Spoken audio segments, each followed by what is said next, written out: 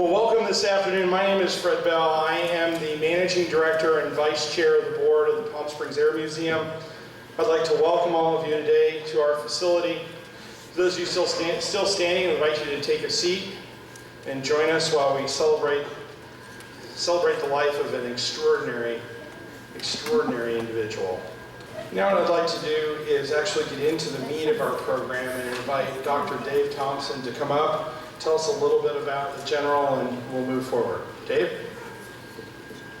Thank you, Fred. Actually, I'm going to let the General talk for himself because we have a short video of about 6 minutes from an interview that I did with General Payne 15 years ago.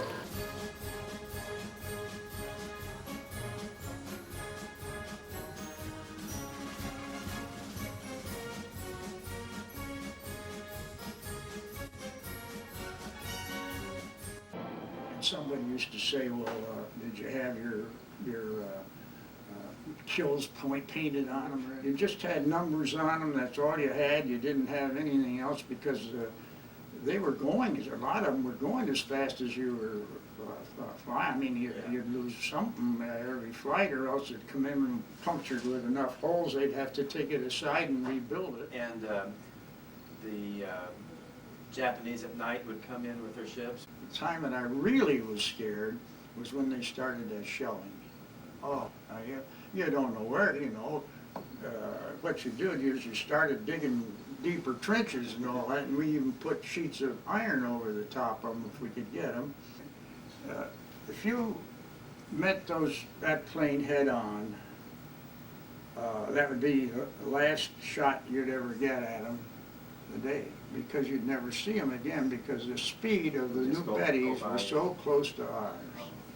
So what you do is you would get up altitude is that was the name of the game. And if you had time enough so that you could have enough altitude, well, if they're coming this way, you come this way, see, and then you roll like this, and you get this thing. You follow me? See? So you're hitting them up in here and then coming right through. You're kind of raking it through the plane, yeah. And then you go down and you try to rake it long enough so that you just go by them going down. If you're going to do any good, you need to get the bombers. So that was our first thing. That wasn't to go out and chase around and get the zeros. In fact, you hoped that you could get the bombers before they even made up their mind to come at you.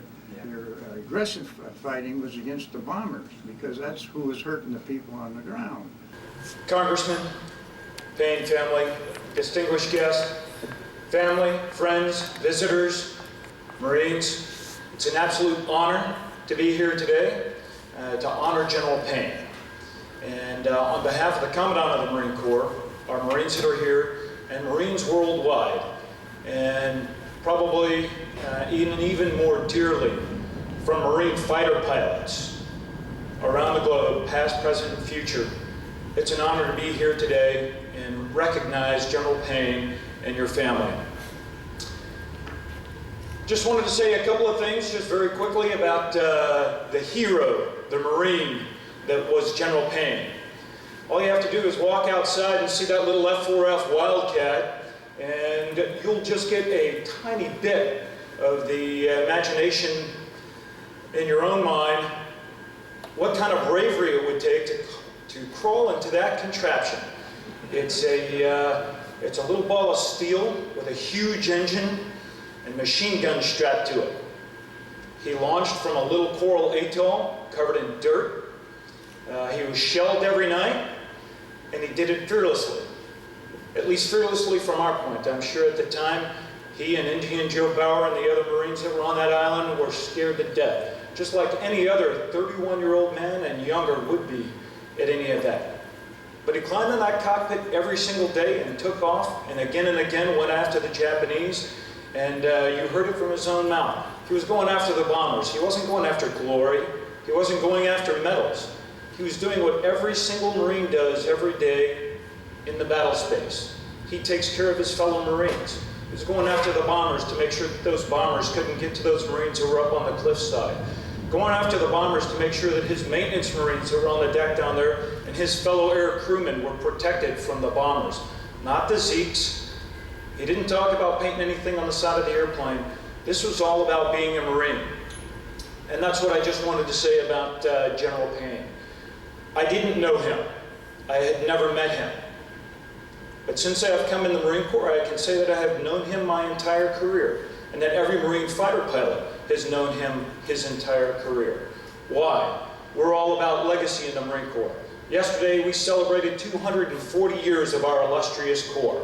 240 years of taking the legacy that is our Corps, born in 1775 on November 10th, and handed down from generation to generation, just like from men like Brigadier General Payne, down to the fighter pilots that he trained, that went on to go to Korea, that went on to go to Vietnam, that went on to go to every other conflict after that, that trained me, and that I have trained generations beyond. So while he may not be here today in body, he is here with every Marine Corps fighter pilot that walks the face of the earth in spirit, and he is in my heart as well. It is an honor to be here with you today, and ladies and gentlemen, I would just like to say, God bless, Semper Fi, and Godspeed to the General. Thank you very much.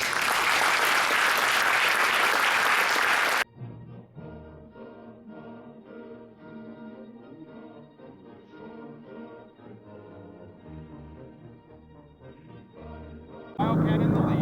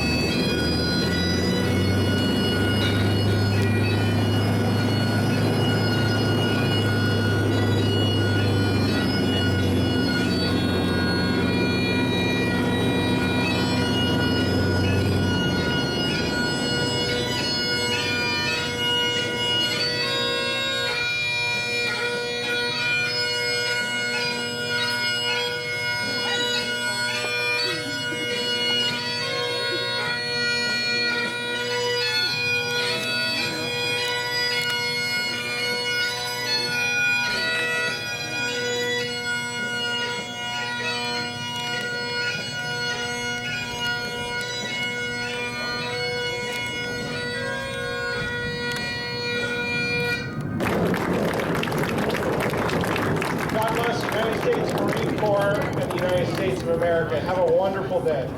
Thank you.